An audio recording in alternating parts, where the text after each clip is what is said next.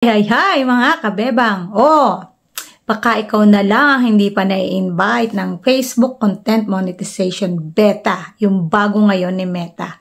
Ito ay lahat na. Andyan na si in-stream ads, andyan na si Reels, at andyan na yung bonuses sa text at pictures. O diba ang ganda? Ako, monetize lang ako sa in-stream ads. Ang tagal. Hindi ako na-invite sa ads and reels at saka sa bonuses. Pero okay lang, in-enjoy ko na lang. Ngayon, dumating itong si pagkakataon na may bago siya at ito ay true invitation din, pero pwede ka mag-apply. So, nag-apply ako at luckily, isang araw pa lang na-approve yung apply ko. So, baka gusto mo ring itry. Kaya eto, sundan mo yung step. Punta kayo sa profile nyo, yan sa 3 dot. Kunin nyo yung inyong URL, yung Facebook URL.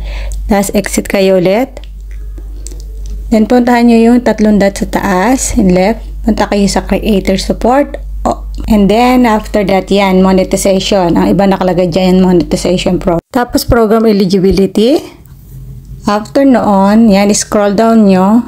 Makikita nyo yung in-stream ads. Then, yung in this form. Click nyo yan. Para makapunta kayo dun sa form. So, fill upan nyo lang yan. Email nyo. Tapos yung link na kinuha natin kanina, yung kinapi-paste, at saka yun yung other media account, yung page nyo kung may page kayo. And then yan, let's do this.